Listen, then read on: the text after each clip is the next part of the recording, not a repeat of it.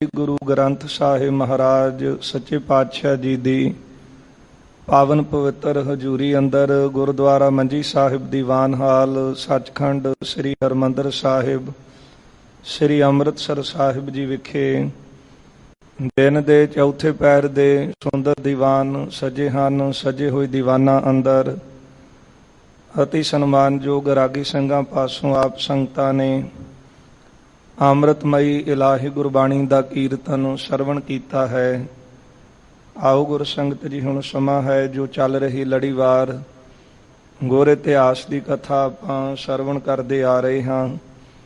कल दे दीवाना विच आपां श्रवण कीता सी जगत गुरु धन गुरु श्री गुरु नानक देव साहिब सच्चे पातशाह जी जगत जियां दी कल्याण करदियां होयां सतगुरु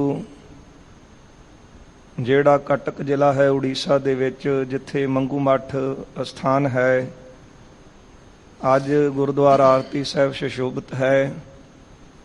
इत्थे पांडियां दे ताईं उपदेश दिता जो विशाल प्रभु है उस दी सुते सिद्ध जो आरती हो रही है वो महाराज जी ने पावन तनासरी राग अंदर शब्द उच्चारण किया है।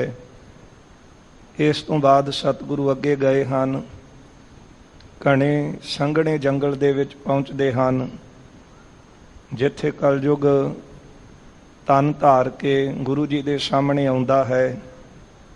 पहला तो इसने कई तरह के रूप धारे हैं, जिस तरह पुरातन समय दे विच भी भगतां दी संतां दी परख करन वास्ते आउंदा रहा। कबीर आई मुझे पै अनक करे कर भेस, इस तरह सतगुरु जी के सामने भी आया। भाई बाला जी कहते कि मैं अखीं देखिया, ये फिर रूप धारण करके सामने आउंदा है। सतगुरु जी इहनूं पुछदे हन तेरा नाम की है, तेरा देश किहड़ा है, आ काहदे वास्ते तूं कपट छल धारण कीता है। कहन लगा सुनो गुरु जी कलयुग नामू, दर्शन करबे को मम कामू, नमो करन रावर को आयो, परखन हित मैं कपट दिखायो। महाराज मेरा नाम कलयुग है, तुहाडे दर्शनां वास्ते मैं इत्थे आया। गुरु जी कहन लगे जे तू कलयुग है ते अपने लक्षण दस। कलयुग ने सुन कलयुग पुन गिरा उचारी। कहन लगा जेड़ा झूठ है ना ये मेरी फौज के अगे निशान लैके चलता है। काम क्रोध लोभ अहंकार ये हाथी ते सवार सूरमे हैं। ईरखा निंदा लुट खसुट तृष्णा ये रथ वाली फौज है। आलस जुआ खेडना शराब पीनी भैड़ा दुरचार किसी नाल माड़ा व्यवहार करना ये घोड़ियां ते चढ़े सूरमे हैं। ममता विषयां दे विच आसा चोरी करनी ये पैदल चलण वाली फौज है। इउं चार प्रकार की फौज मेरी, इहदे होर भी कई रूप हैं। ते सुन के गुरदेव अगों कहण लगे सुन श्री नानक गिरा उचारी। कहण लगा मैं सरदार हाँ, ये मेरियां फौजां ने। ते गुरदेव ने पावन बचन उचारण कीते जिस सिकदारी तिसै खुआरी, चाकर केहे डरना जां सिकदार है पवै जंजीरी, तां चाकर हथों मरन।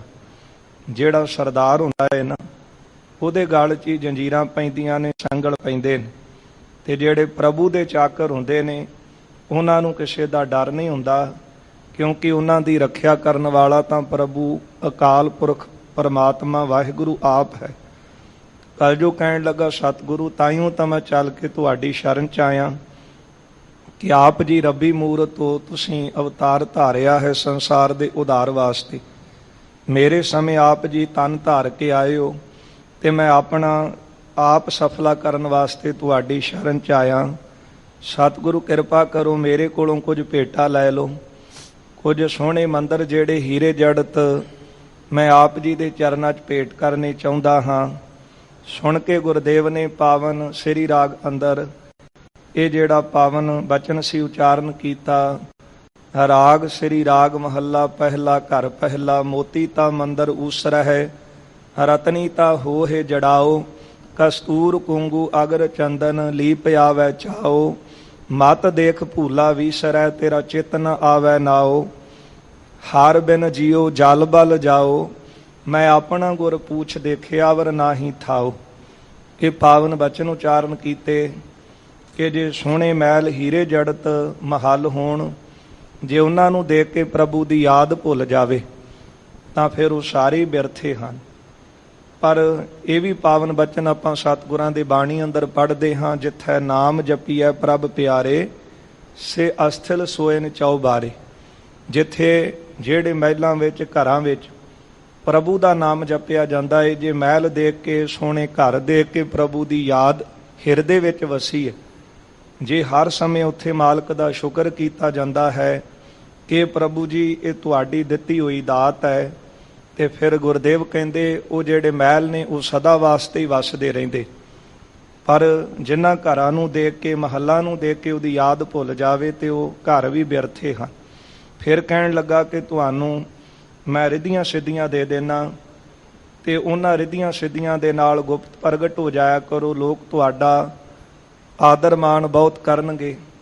ਤੇ ਮਹਾਰਾਜ ਜੀ ਨੇ ਉਚਾਰਨ ਕੀਤਾ, ਸਿੱਧ ਹੁਆ ਸਿੱਧ ਲਾਈ ਰਿੱਧ ਆਖਾ ਆਓ। ਗੁਪਤ ਪ੍ਰਗਟ ਹੋਏ ਬੈਸਾ ਲੋਕ ਰਾਖੈ ਭਾਓ। ਮਤ ਦੇਖ ਭੂਲਾ ਵਿਸਰੈ ਤੇਰਾ ਚਿਤ ਨ ਆਵੈ ਨਾਓ। ਮਤਾ ਇਹ ਰਿੱਧੀਆਂ ਸਿੱਧੀਆਂ ਦੇ ਵਿੱਚ ਮਨ ਖਚਿਤ ਹੋ ਜਾਵੇ ਤੇ ਪ੍ਰਭੂ ਦੀ ਯਾਦ ਭੁੱਲ ਜਾਵੇ। ਇਹ ਰਿੱਧੀਆਂ ਸਿੱਧੀਆਂ ਸਾਡੇ ਕੇਸ ਕੰਮ ਹਨ। ਜਦੋਂ ਸਿੱਧਾਂ ਨੇ ਵੀ ਪਰਖ ਕੀਤੀ ਸੀ, ਅਖੀਰ ਉਹਨਾਂ ਨੇ ਇਹੋ ਪਰਖ ਕੀਤੀ ਸੀ ਕਿ ਲੋਟਾ ਦੇ ਕੇ ਕਹਿਣ ਲੱਗੇ ਕਿ ਜਾ ਬਾਲਿਆ ਉਹ ਖੂਹ ਤੋਂ ਪਾਣੀ ਲਿਆ। ਪਿੱਛੇ ਆਪਾਂ ਪ੍ਰਸੰਗ ਸਰਵਣ ਕੀਤਾ ਹੈ। ਤੇ ਗੁਰਦੇਵ ਜਦੋਂ ਪਾਣੀ ਲੈਣ ਵਾਸਤੇ ਗਏ ਹਨ ਤੇ ਜਾ ਕੇ ਸਤਿਗੁਰੂ ਕੀ ਦੇਖਦੇ ਹਨ ਕਿ ਰਤਨ ਜਵੇਹਰ ਲਾਲਾ, ਤੇ ਉਹ ਖੂਹ ਜਿਹੜਾ ਉਹ ਰਤਨਾਂ ਦੇ ਨਾਲ ਹੀਰੇ ਜਵਾਹਰਾਤਾਂ ਨਾਲ ਭਰਿਆ। ਬਾਬਾ ਆਇਆ ਪਾਣੀ ਹੈ ਪਾਣੀ ਠੌੜ ਨਹੀਂ ਉਸ ਤਾਲਾ। ਸ਼ਬਦ ਜਿੱਤੀ ਸਿੱਧ ਮੰਡਲੀ ਕੀ ਤੋਸ ਆਪਣਾ ਪੰਥ ਨਿਰਾਲਾ। ਤੇ ਗੁਰਦੇਵ ਨੇ ਆ ਕੇ ਕਹਿ ਦਿੱਤਾ ਸੀ ਕਿ ਸਿੱਧੋ, ਆ ਜਿਹੜੀਆਂ ਰਿੱਧੀਆਂ ਸਿੱਧੀਆਂ ਤੁਸੀਂ ਦਿਖਾ ਕੇ ਡਲਾਉਣਾ ਚਾਹੁੰਦੇ ਹੋ ਨਾ, ਇਹ ਰਿੱਧੀਆਂ ਸਿੱਧੀਆਂ ਤੇ ਨਾਮ ਦੀਆਂ ਦਾਸੀਆਂ ਹਨ। ਬ੍ਰਹਮ ਬਿੰਦੈ ਤੇ ਸਦਾ ਬ੍ਰਹਮਾਤਰ ਹੈ। ਏਕ ਸ਼ਬਦ ਲਿਵਲਾਏ ਨਵ ਨਿਧੀ 18 ਸਿੱਧੀ ਪਿੱਛੇ ਲੱਗੀਆਂ ਫਿਰੈ ਜੋ ਹਰ ਹਿਰਦੈ ਸਦਾ ਵਸਾਈ। ਇਹ ਬਿਰਥੀਆਂ ਹਨ ਨਾਮ ਤੋਂ ਬਿਨਾਂ, ਕਿਉਂਕਿ ਇਹ ਪ੍ਰਭੂ ਦਾ ਨਾਮ ਭੁਲਾ ਦਿੰਦੀਆਂ ਨੇ ਤੇ ਆਪਣੇ ਜਸ ਵਿੱਚ ਲਾ ਦਿੰਦੀਆਂ ਨੇ, ਜਿਸ ਤਰ੍ਹਾਂ ਤੁਸੀਂ ਲੋਕ ਸਿੱਧੋ ਲੱਗੇ ਹੋਏ ਹੋ। ਫਿਰ ਕੱਲ ਜੋ ਕਹਿਣ ਲੱਗਾ ਕਿ ਤੁਹਾਨੂੰ ਦੁਨੀਆ ਦੀ ਬਾਦਸ਼ਾਹੀ ਦੇ ਦਿੰਦੇ ਆ, ਕਿਉਂਕਿ ਬਹੁਤਾ ਜ਼ੋਰ ਬੰਦੇ ਦਾ ਅੱਜ ਕੱਲ੍ਹ ਰਾਜ ਭਾਗ ਲੈਣ ਵਾਸਤੇ ਲੱਗਾ ਹੈ। ਪਰ ਗੁਰਦੇਵ ਸੁਣ ਕੇ ਕਹਿਣ ਲੱਗੇ, ਸੁਲਤਾਨ ਹੋਵਾ ਮੇਲ ਲਸ਼ਕਰ ਤਖਤ ਰਾਖਾ ਪਾਓ। ਹੁਕਮ ਹਾਸਲ ਕਰੀ ਬੈਠਾ ਨਾਨਕਾ ਸਭ ਵਾਓ।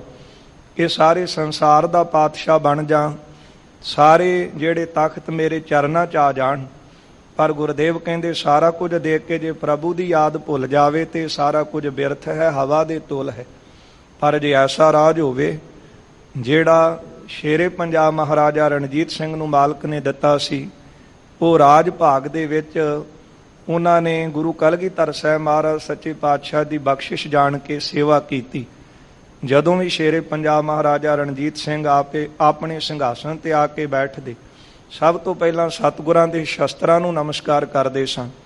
ਮਹਾਰਾਜ ਦੀ ਕਲਗੀ ਜਿਹੜੀ ਸੀ ਆਪਣੇ ਮੱਥੇ ਨੂੰ ਲਾ ਕੇ ਸਿੰਘਾਸਨ ਤੇ ਬੈਠਦੇ, ਤੇ ਜਿਹੜਾ ਉਹਨਾਂ ਦਾ ਸਿੰਘਾਸਨ ਸੀ ਉਹ ਐਸਾ ਤਿਆਰ ਹੋਇਆ ਸੀ ਕਿ ਜਿਹੜੀ ਅੱਜ ਵੀ ਉਹਨਾਂ ਦੀ ਉਹ ਕੁਰਸੀ ਇੰਗਲੈਂਡ ਦੇ ਵਿੱਚ ਹੈ, ਕਿ ਜਦੋਂ ਬੈਠਦੇ ਸਨ ਤੇ ਇਸ ਤਰ੍ਹਾਂ ਉਹ ਬਣਾਈ ਹੋਈ ਸੀ ਕਿ ਉਹ ਕੁਰਸੀ ਦਾ ਮੂੰਹ ਜਿਹੜਾ ਸੀ ਉਹ ਅੰਮ੍ਰਿਤਸਰ ਵੱਲ ਘੁੰਮ ਜਾਂਦਾ ਸੀ। ਤੇ ਉਹ ਇਸ ਕਰਕੇ ਬਣਾਈ ਸੀ ਕਿ ਜੇ ਮੈਂ ਆ ਕੇ ਆਪਣੇ ਸਿੰਘਾਸਨ ਤੇ ਬੈਠਾਂ ਤੇ ਮੇਰਾ ਮੁੱਖ ਜਿਹੜਾ ਹੈ ਉਹ ਗੁਰੂ ਰਾਮਦਾਸ ਵੱਲ ਹੋਵੇ, ਤੇ ਮੈਂ ਗੁਰੂ ਰਾਮਦਾਸ ਮਹਾਰਾਜ ਨੂੰ ਸਨਮੁਖ ਰੱਖ ਕੇ ਜੋ ਵੀ ਸੇਵਾ ਮਾਲਕ ਨੇ ਬਖਸ਼ੀ ਹੈ ਗੁਰੂ ਨੂੰ ਸਨਮੁਖ ਰੱਖ ਕੇ ਕਰਾਂ। ਤੇ ਮਾਲਕ ਕਹਿੰਦੇ ਨੇ ਫਿਰ ਐਸਾ ਰਾਜ ਭਾਗ ਵੀ ਸ਼ੋਭਦਾ ਹੈ। ਰਹੋ ਵਿਚਾਰ। ਤੇ ਉਸ ਵੇਲੇ ਜਿਹੜਾ ਕਲਯੁਗ ਸੀ ਉਹ ਸਤਿਗੁਰਾਂ ਦੇ ਚਰਨਾਂ 'ਚ ਬੇਨਤੀ ਕਰਨ ਲੱਗਾ, ਮਹਾਰਾਜ ਕੁਝ ਤਾਂ ਮੇਰੇ ਵੱਲੋਂ ਭੇਟਾ ਲਾਓ। ਤੇ ਗੁਰਦੇਵ ਕਹਿਣ ਲੱਗੇ ਕਿ ਫਿਰ ਤੂੰ ਇਹ ਬਚਨ ਇੱਥੇ ਕਰ ਕਿ ਜਿਹੜੇ ਸਾਡੇ ਪ੍ਰੇਮੀ ਸਿੱਖ ਹੋਣਗੇ ਨਾ, ਨਾਮ ਜਪਣ ਵਾਲੇ, ਸੰਗਤ ਕਰਨ ਵਾਲੇ, ਉਹਨਾਂ ਤੇ ਤੂੰ ਜ਼ੋਰ ਨਹੀਂ ਚਲਾਵੇਂਗਾ, ਉਹਨਾਂ ਕੋਲੋਂ ਨਾਮ ਦਾਨ ਇਸ਼ਨਾਨ ਨਹੀਂ ਖੋਵੇਂਗਾ।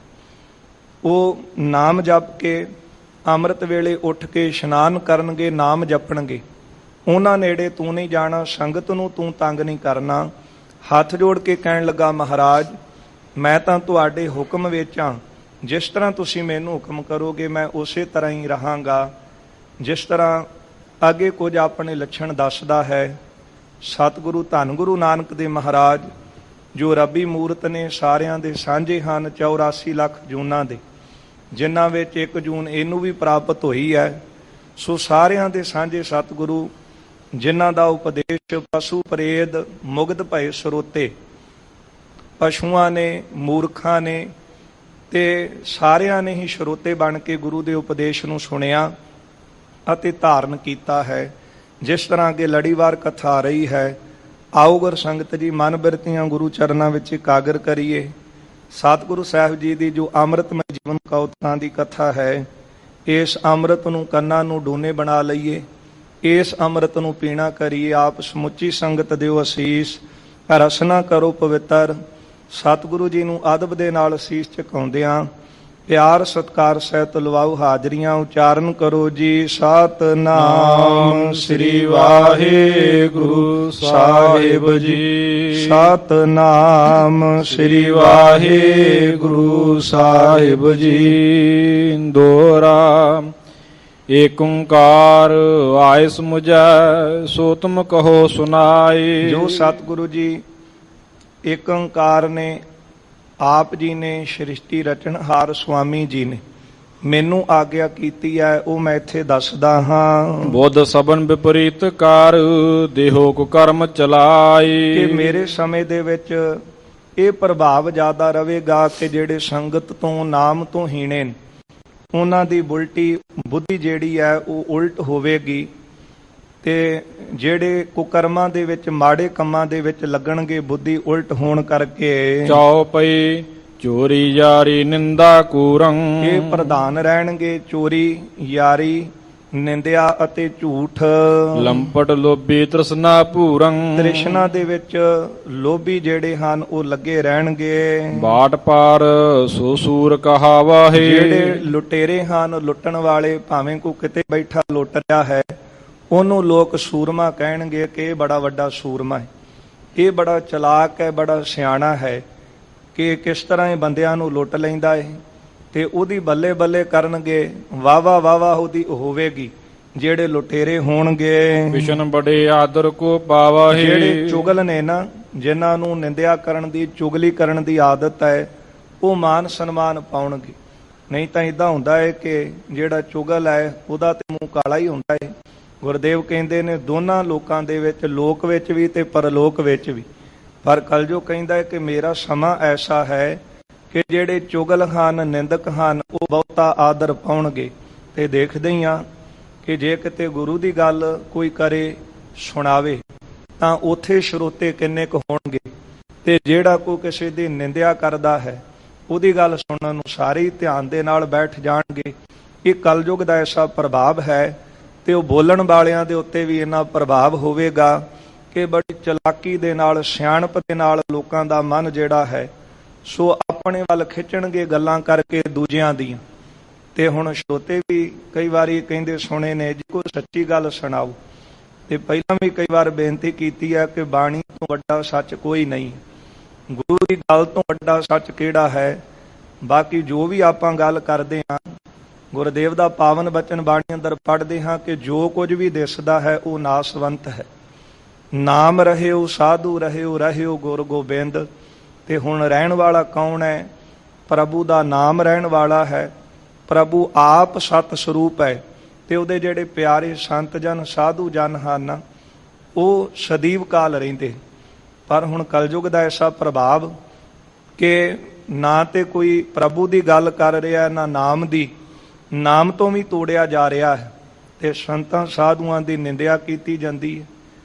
ਇਹ ਕਹਿਣ ਲੱਗਾ ਕਿ ਮੇਰਾ ਐਸਾ ਸਮਾਂ ਹੈ ਕਿ ਜਿਹੜੇ ਚੁਗਲ ਨੇ, ਨਿੰਦਕ ਨੇ, ਉਹ ਸੂਰਮੇ ਕਹਾਉਣਗੇ, ਲੁਟੇਰੇ। ਬਹੁ ਬੋਲਤ ਸੇ ਗੁਣੀ ਕਹਾਵਾਹੇ, ਜਿਹੜੇ ਬਹੁਤਾ ਬੋਲਣ ਵਾਲੇ ਭਾਵੇਂ ਫਜ਼ੂਲ ਹੀ ਬੋਲੀ ਜਾਣ, ਪਰ ਲੋਕ ਕਹਿਣਗੇ ਕਿ ਕਿਆ ਬੋਲਦਾ ਹੈ, ਕਿੰਨਾ ਸੋਹਣਾ ਬੁਲਾਰਾ ਹੈ। ਤੇ ਉਹ ਬਹੁਤਾ ਗੁਣੀ ਕਹਾਵੇਗਾ। ਕਿ ਵਿਦਵਾਨ ਜਨਾਂ ਵਿੱਚ, ਗਿਆਨੀਆਂ ਵਿੱਚ ਤਾਂ ਗੁਣੀ ਉਹਨੂੰ ਕਿਹਾ ਜਾਂਦਾ ਹੈ ਨਾ, ਕਿ ਜਿਹੜਾ ਪ੍ਰਭੂ ਦੀ ਗੱਲ ਕਰੇ, ਜਿਹਦੇ ਕੋਲ ਬ੍ਰਹਮ ਵਿਦਿਆ ਹੈ।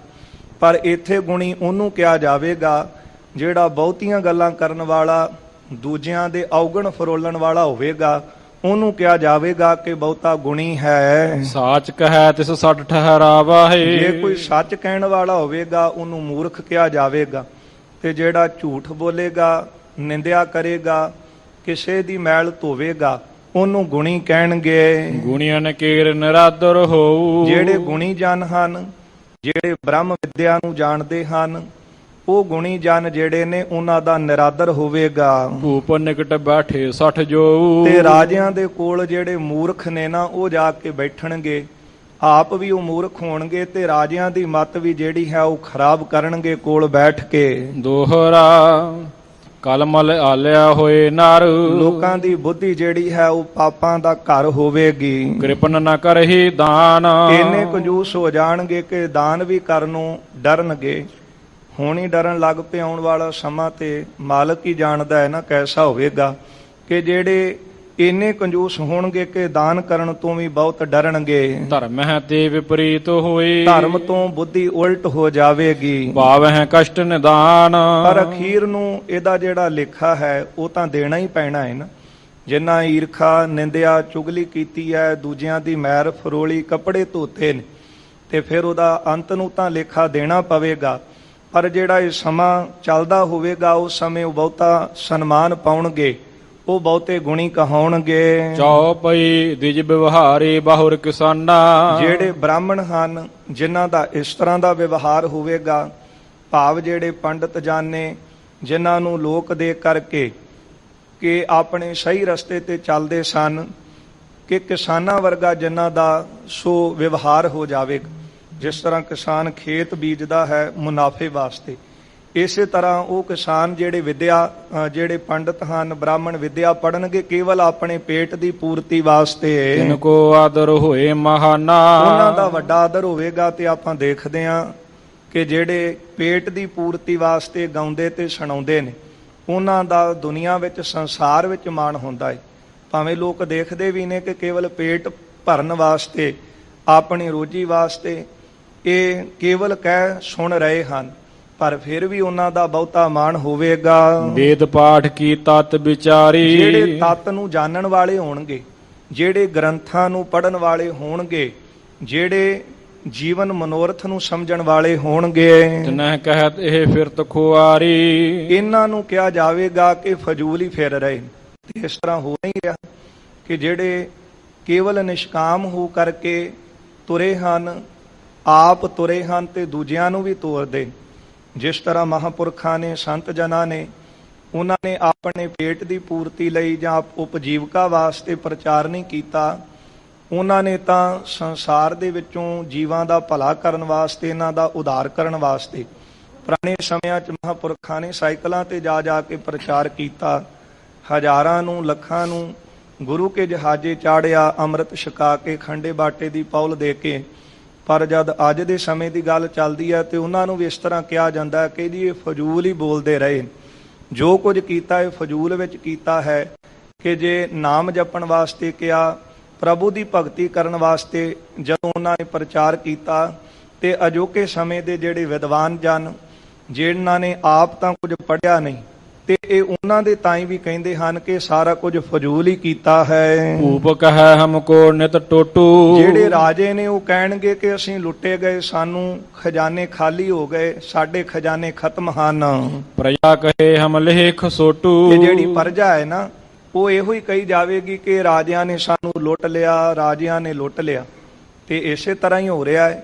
ਜਦੋਂ ਵੀ ਕੋਈ ਸਰਕਾਰ ਸੱਤਾ ਵਿੱਚ ਆਉਂਦੀ ਹੈ, ਕਹਿੰਦੀ ਹੈ ਖਜ਼ਾਨੇ ਖਾਲੀ ਨੇ, ਤੇ ਪ੍ਰਜਾ ਕਹਿੰਦੀ ਹੈ ਕਿ ਬਸ ਸਰਕਾਰ ਨੇ ਲੁੱਟ ਲਿਆ, ਸਾਡਾ ਜਿਹੜਾ ਖਜ਼ਾਨਾ ਸਰਕਾਰ ਨੇ ਖੋਹ ਲਿਆ। ਇਸੇ ਤਰ੍ਹਾਂ ਹੀ ਹੋਵੇਗਾ। ਰਾਜੇ ਕਹਿਣਗੇ ਖਜ਼ਾਨੇ ਖਾਲੀ ਨੇ, ਤੇ ਪ੍ਰਜਾ ਕਹੇਗੀ ਕਿ ਲੁੱਟੇ ਗਏ। ਸੰਨਿਆਸੀ ਸੰਚੈ ਬਹੁ ਧਨ ਕੋ। ਜਿਹੜੇ ਸੰਨਿਆਸੀ ਕਹਾਉਂਦੇ ਸੀ, ਸੰਨਿਆਸੀ ਕਿਹਨਾਂ ਨੂੰ ਕਿਹਾ ਜਾਂਦਾ ਸੀ? ਕਿ ਜਿਨ੍ਹਾਂ ਦਾ ਘਰ-ਬਾਰ ਦੇ ਨਾਲ, ਧਨ ਦੌਲਤ ਦੇ ਨਾਲ, ਪਦਾਰਥਾਂ ਦੇ ਨਾਲ ਕੋਈ ਮੋਹ ਨਹੀਂ ਰਹਿ ਜਾਂਦਾ, ਉਹਨੂੰ ਕਿਹਾ ਜਾਂਦਾ ਨੇ ਸੰਨਿਆਸ ਲੈ ਲਿਆ। ਪਰ ਗੁਰੂ ਸਾਹਿਬ ਕਹਿੰਦੇ ਨੇ ਕਿ ਸਿੱਖ ਤਾਂ ਘਰ ਬੈਠਾ ਹੀ ਸੰਨਿਆਸੀ ਹੈ, ਕਿਉਂਕਿ ਉਹ ਮਨ ਕਰਕੇ ਕਿਸੇ ਵਸਤੂ ਦੀ ਪਕੜ ਨਹੀਂ ਕਰਦਾ। ਪਰ ਉਹ ਵਿਚਾਰ ਜਿਹੜੇ ਸੰਨਿਆਸੀ ਨੇ, ਉਹ ਬਹੁਤੇ ਧਨ ਦੀ ਖਿੱਚ ਕਰਨਗੇ, ਉਹ ਧਨ ਦੇ ਨਾਲ ਆਪਣੇ ਘਰ ਨੂੰ ਭਰਨ ਦਾ ਯਤਨ ਕਰਨਗੇ ਤੇ ਲੋਕਾਂ ਵਿੱਚ ਕਹਾਉਣਗੇ ਕਿ ਅਸੀਂ ਸੰਨਿਆਸੀ ਹਾਂ। ਅਸਨ ਬਸਨ ਅਲਪ ਗ੍ਰਸਤਿਨ ਕੋ, ਜਿਹੜੇ ਗ੍ਰਸਤੀ ਹਨ ਉਹਨਾਂ ਨੂੰ ਵਸਤਰਾਂ ਦਾ, ਅੰਨ ਦਾ ਜਿਹੜਾ ਉਹ ਟੋਟਾ ਰਹੇਗਾ। ਔਰ ਗਣਨ ਕਰ ਕਹਾਂ ਸੁਨਾਊ, ਐ ਮਹਾਰਾਜ ਮੈਂ ਹੋਰ ਕਿੱਥੋਂ ਕੁ ਤੱਕ ਗਿਣ ਕੇ ਆਪਣੇ ਲੱਛਣ ਦੱਸਾਂ। ਹੋਰ ਸਮੈ ਕੋ ਯੌਨ ਪ੍ਰਭਾਊ, ਮੇਰੇ ਸਮੇਂ 'ਚ ਐਸਾ ਪ੍ਰਭਾਵ ਰਹੇਗਾ। ਜਹ ਸਤ ਤਪ ਬ੍ਰਤ ਧਰਮ ਉਪਾਸਨ, ਤੇ ਜਿਹੜਾ ਸੱਚ ਬੋਲਣਾ ਹੈ, ਧਰਮ ਦੇ ਧਾਰਨੀ ਹੋਣਾ ਹੈ, ਤਪ ਕਰਨਾ ਹੈ ਅਤੇ ਬ੍ਰਤ ਰੱਖਣਾ ਭਾਵ ਥੋੜਾ ਖਾਣਾ ਹੈ। ਸਭ ਇੱਕ ਬਾਰ ਹੈ ਕਰੋ ਬਿਨਾਸਣ, ਇੱਕੋ ਵਾਰ ਦੇ ਵਿੱਚ ਮੈਂ ਸਾਰਾ ਕੁਝ ਨਾਸ਼ ਕਰਾਂਗਾ। ਤੇ ਕਿੰਨੇ ਕੁ ਦਿਸਦੇ ਹਨ ਤਪ ਕਰਦੇ, ਕਿੰਨੇ ਕੁ ਦਿਸਦੇ ਹਨ ਧਰਮ ਦੇ ਨਾਲ ਪਿਆਰ ਕਰਨ ਵਾਲੇ, ਕਿੰਨੇ ਕੁ ਹਨ ਇਸੇ ਤਰ੍ਹਾਂ ਸੱਚ ਬੋਲਣ ਵਾਲੇ। ਕਿਉਂਕਿ ਝੂਠ ਤਾਂ ਪਹਿਲਾਂ ਹੀ ਪ੍ਰਧਾਨ ਹੈ। ਸਭ ਤੋਂ ਪਹਿਲਾਂ ਕਲਯੁਗ ਕਹਿੰਦਾ ਮੇਰੀ ਨਿਸ਼ਾਨੀ ਹੈ ਕਿ ਝੂਠ ਸੂਰਮਾ ਅੱਗੇ ਨਿਸ਼ਾਨ ਲੈ ਕੇ ਚੱਲਦਾ ਹੈ। ਤੇ ਝੂਠ ਹਰ ਘਰ ਦਾ, ਹਰ ਦੁਕਾਨ ਦਾ, ਹਰ ਕਾਰੋਬਾਰ ਦਾ ਸ਼ਿੰਗਾਰ ਬਣਿਆ ਹੋਇਆ। ਕੋਈ ਵਿਰਲੇ ਧਰਮੀ ਹਨ ਜਿਹੜੇ ਇਸ ਕਲਯੁਗ ਦੇ ਪ੍ਰਭਾਵ ਤੋਂ ਬਚੇ ਹਨ। ਇਸੇ ਤਰ੍ਹਾਂ ਕਹਿਣ ਲੱਗਾ ਕਿ ਸੱਚ ਬੋਲਣਾ, ਤਪ ਕਰਨਾ, ਬ੍ਰਤ ਰੱਖਣਾ ਭਾਵ ਥੋੜਾ ਖਾਣਾ ਤੇ ਧਰਮ ਦੀ ਉਪਾਸਨਾ ਸਾਰੇ ਇੱਕੋ ਵਾਰ ਵਿੱਚ ਨਾਸ਼ ਕਰਾਂਗਾ। ਦੋਹਰਾ ਆਇਸ ਅਸ ਕਰਤਾਰ ਕੀ, ਸੋ ਤੁਮਰੀ ਹੀ ਹੋਈ। ਗੁਰਦੇਵ ਐਸਾ ਮੈਨੂੰ ਅਧਿਕਾਰ ਮਿਲਿਆ ਹੈ ਮੇਰੇ ਸਮੇਂ ਦੇ ਵਿੱਚ। ਹੁਣ ਆਪ ਜੀ ਜਿਸ ਤਰ੍ਹਾਂ ਮੈਨੂੰ ਆਗਿਆ ਕਰੋਗੇ ਮੈਂ ਉਸੇ ਤਰ੍ਹਾਂ ਚੱਲਾਂਗਾ। ਅਬ ਜੇ ਬਿਦ ਉਚਰੋ ਪ੍ਰਭੂ, ਮੈਂ ਮਾਨੋਗਾ ਸੋਏ। ਗੁਰਦੇਵ ਜਿਸ ਤਰ੍ਹਾਂ ਤੁਸੀਂ ਮੈਨੂੰ ਆਗਿਆ ਕਰੋਗੇ, ਹੁਕਮ ਕਰੋਗੇ, ਮੈਂ ਆਪ ਜੀ ਦੇ ਹੁਕਮ ਦੇ ਵਿੱਚ ਰਹਾਂਗਾ। ਚਾਉ ਪਈ ਮੈਂ ਆਇਸ ਰਾਵਰ ਅਨੁਸਾਰੀ, ਮੈਂ ਆਪ ਜੀ ਦੀ ਆਗਿਆ ਦੇ ਵਿੱਚ ਹਾਂ। ਤਦ ਬਲਿਓ ਕਛ ਭੇਟ ਹਮਾਰੀ, ਸਤਿਗੁਰੂ ਕਿਰਪਾ ਕਰੋ ਮੇਰੇ ਵੱਲੋਂ ਕੁਝ ਭੇਟਾ ਜਿਹੜੀ ਉਹ ਪ੍ਰਵਾਨ ਕਰ ਲਓ। ਕੰਚਨ ਮੰਦਰ ਦਰਬ ਮਹਾਨਾ, ਸੋਨੇ ਦੇ ਘਰ ਅਤੇ ਸੋਨਾ ਚਾਂਦੀ ਜਿਹੜਾ ਬਹੁਤਾ ਹੈ। ਜਬ ਲੇਵੋ ਹੋਵੋ ਹਰਖਾਨਾ, ਜਦੋਂ ਮੇਰੇ ਪਾਸੋਂ ਲਓਗੇ ਹੁਣ ਦੇਣ ਵਾਸਤੇ ਤਾਂ ਮੇਰੇ ਕੋਲ ਇਹੋ ਹੀ ਭੇਟ ਹੈ। ਜੇ ਮੇਰੇ ਕੋਲੋਂ ਆਪ ਕੁਝ ਪ੍ਰਵਾਨ ਕਰ ਲੋ ਤੇ ਮੈਂ ਪ੍ਰਸੰਨ ਹੋਵਾਂਗਾ। ਸੁਨ ਕਰ ਬਿਕਸੇ ਸ੍ਰੀ ਗੁਣ ਖਾਨੀ, ਬਾਰ-ਬਾਰ ਇਹਦੇ ਕਹਿਣ ਤੇ ਗੁਣਾ ਦੀ ਖਾਨ ਸਤਿਗੁਰੂ ਜੀ ਸੁਣ ਕੇ ਪ੍ਰਸੰਨ ਹੋਏ। ਹੋਇਆ ਪ੍ਰਸੰਨ ਬੋਲੇ ਤਬ ਬਾਨੀ, ਪ੍ਰਸੰਨ ਹੋ ਕੇ ਸਤਿਗੁਰੂ ਬਚਨ ਕਹਿਣ ਲੱਗੇ। ਸਭ ਜੁਗ ਤੇ ਬੜ ਤੇਜ ਤੁਮਾਰਾ, ਗੁਰਦੇਵ ਕਹਿਣ ਲੱਗੇ ਕਿ ਸਾਰੇ ਯੁੱਗਾਂ ਨਾਲੋਂ ਤੇਰਾ ਜਿਹੜਾ ਤੇਜ ਪ੍ਰਤਾਪ ਹੈ ਉਹ ਵਧਿਆ ਹੈ। ਹੋਵਹਿ ਗੋ ਇਕ ਵਾਕ ਹਮਾਰਾ, ਇਹ ਸਾਡਾ ਬਚਨ ਹੈ ਕਿ ਤੇਰਾ ਪ੍ਰਤਾਪ ਇਸੇ ਤਰ੍ਹਾਂ ਵਧੇਗਾ। ਕਿੰਨਾਂ ਦੇ ਉੱਤੇ? ਜਿਹੜੇ ਸੰਗਤ ਤੋਂ ਨਾਮ ਤੋਂ ਹੀਣੇ ਹਨ, ਤੇਰਾ ਪ੍ਰਭਾਵ ਵਧੇਗਾ। ਤੋਰ ਕਾਲ ਕੀਰਤ ਕਰਤਾਰਾ, ਤੇਰੇ ਸਮੇਂ ਦੇ ਵਿੱਚ ਜਿਹੜੀ ਕਰਤਾਰ ਦੀ ਕੀਰਤੀ ਹੈ, ਮਹਿਮਾ ਤਾਂ ਕੀ ਵਧੈ ਅਪਾਰਾ। ਕਰਤਾਰ ਦੀ ਕੀਰਤੀ ਦੀ ਜਿਹੜੀ ਮਹਿਮਾ ਹੈ ਨਾ ਉਹ ਵੀ ਸਤਿਗੁਰੂ ਕਹਿੰਦੇ ਵਧੇਗੀ। ਤੇਰਾ ਪ੍ਰਤਾਪ ਵੀ ਵਧੇਗਾ ਤੇ ਨਾਮ ਦੀ ਮਹਿਮਾ ਵੀ ਵਧੇਗੀ। ਕਿਉਂਕਿ ਕਲਯੁਗ ਦੇ ਵਿੱਚ ਬੰਦਾ ਪਾਪ ਜ਼ਿਆਦੇ ਕਰਦਾ ਹੈ ਤੇ ਮਨ ਵਿੱਚ ਵੀ ਬਹੁਤਾ ਡਰਦਾ ਹੈ ਤੇ ਉਹਨਾਂ ਪਾਪਾਂ ਤੋਂ ਬਚਣ ਵਾਸਤੇ, ਇਸ ਮਾਰ ਤੋਂ ਬਚਣ ਵਾਸਤੇ ਫਿਰ ਪ੍ਰਭੂ ਦੀ ਕੀਰਤੀ ਵੀ ਵੱਧ ਕਰਦਾ ਹੈ।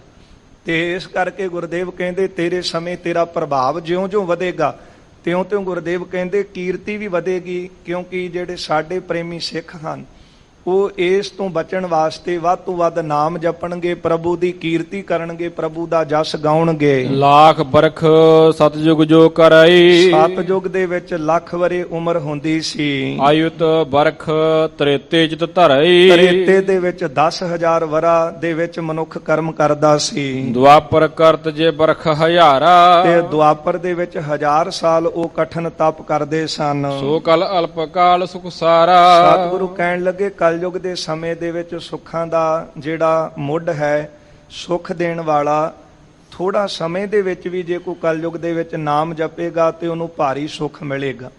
ਏਕ ਬਾਰ ਜਿਨ ਇੱਕ ਛਿਨ ਤੇ ਆਇਓ, ਕਾਲ ਫਾਂਸ ਕੇ ਬੀਚ ਨਾ ਆਇਓ। ਭਾਈ ਗੁਰਦਾਸ ਜੀ ਨੇ ਵੀ ਬੜਾ ਸੁੰਦਰ ਲਿਖਿਆ ਹੈ, ਜੈਸੇ 68 ਤੀਰਥ ਪਰਸ ਕੀਓ, ਜੁਗ 4 ਚਰਿਓ ਕੈਲਾਸ ਰਹਿਓ। ਜੈਸੇ ਲਾਖ ਬਰਸ ਕੁਰਸ਼ੇਤਰ ਮੈਂ ਸੁਮੇਧ ਜਗ ਅਭੰਗ ਠਇਓ। जैसे कोट बरस तब उर्द मुखी बै संतर में तन दाह दयो।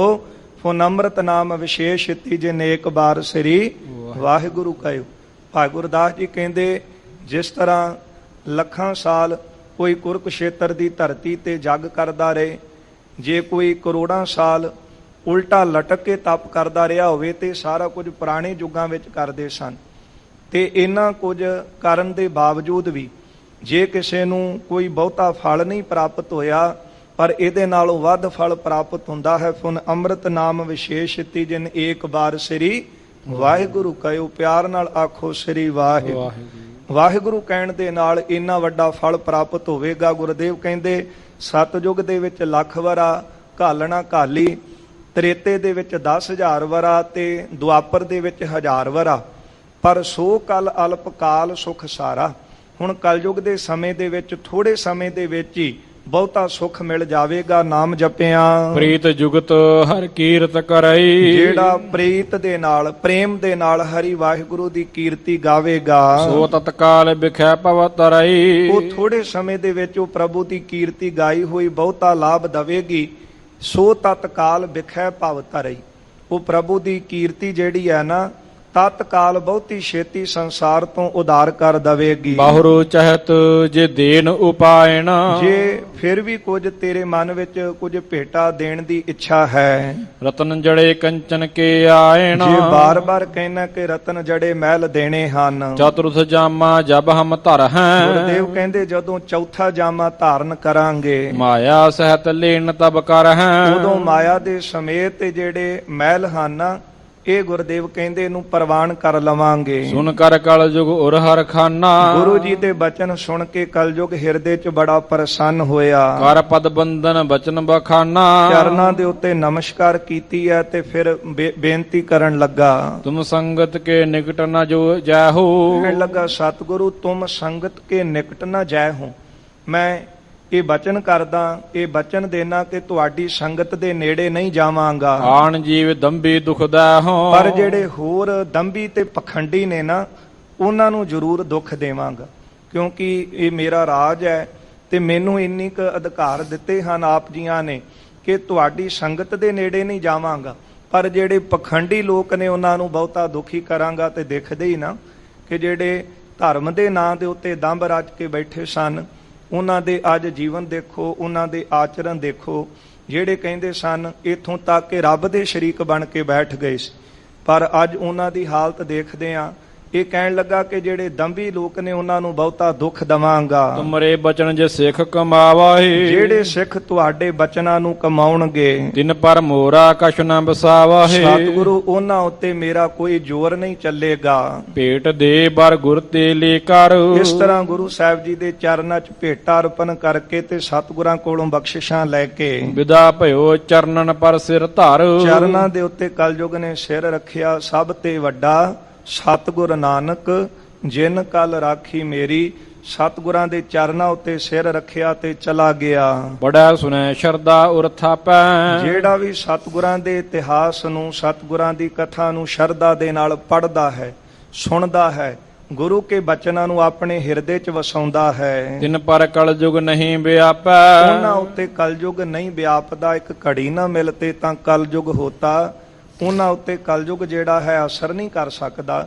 ਜਿਹੜਾ ਗੁਰੂ ਦੇ ਬਚਨਾਂ ਨੂੰ ਭਾਵਨਾ ਦੇ ਨਾਲ ਪੜ੍ਹਦਾ ਹੈ, ਸੁਣਦਾ ਹੈ ਅਤੇ ਪੜ੍ਹ ਸੁਣ ਕੇ ਆਪਣੇ ਹਿਰਦੇ ਵਿੱਚ ਵਸਾਉਂਦਾ ਹੈ। ਗਮਨੇ ਸਿਰ ਗੁਰ ਬਾਹੁਰ ਅਗਾਰੀ। ਇੱਥੋਂ ਸਤਿਗੁਰੂ ਧੰਨ ਗੁਰੂ ਨਾਨਕ ਦੇ ਮਹਾਰਾਜ ਅੱਗੇ ਚੱਲੇ ਹਨ। ਲੋਕ ਉਦਾਹਰਨ ਪਰ ਉਪਕਾਰੀ। ਜਿਹੜੇ ਪਰਉਪਕਾਰ ਵਾਸਤੇ ਜਿਨ੍ਹਾਂ ਤਨ ਧਾਰਿਆ ਲੋਕਾਂ ਦੇ ਉਧਾਰ ਵਾਸਤੇ। ਦੋਹਰਾ ਬਾਨੀ ਬਰਦਾਨੀ ਸੁਮਤ ਗੁਣ ਖਾਨੀ ਸੁਖ ਮੂਰਾ। ਸ਼੍ਰੀ ਨਾਨਕ ਪ੍ਰਕਾਸ਼ ਉਤਰਾਰਧ ਦਾ 11ਵਾਂ ਅਧਿਆਇ ਕਵੀ ਜੀ ਆਰੰਭ ਕਰਦੇ ਹਨ। ਪਹਿਲਾਂ ਮੰਗਲ ਕਰਦੇ ਨੇ ਦੋਹਰੇ ਵਿੱਚ ਬਾਣੀ ਦਾ ਕਿ ਸਤਿਗੁਰਾਂ ਦੀ ਪਾਵਨ ਬਾਣੀ ਸਾਰੇ ਵਰਾਂ ਨੂੰ ਦੇਣ ਵਾਲੀ ਹੈ, ਸ਼੍ਰੇਸ਼ਟ ਮਤ ਨੂੰ ਦੇਣ ਵਾਲੀ ਹੈ, ਗੁਣਾਂ ਦੀ ਖਾਨ ਹੈ, ਸਮੂਹ ਸੁਖ ਦੇਣ ਵਾਲੀ ਹੈ। ਕਲਿਆਣੀ ਰਾਨੀ ਜਗਤ ਮਾਨੀ ਕਬ ਪਗ ਧੂਰਾ। ਸਾਰੇ ਜਗਤ ਦੀ ਕਲਿਆਣ ਕਰਨ ਵਾਲੀ ਹੈ। ਵਾਹੋ ਵਾਹੋ ਬਾਣੀ ਨਿਰੰਕਾਰ ਹੈ।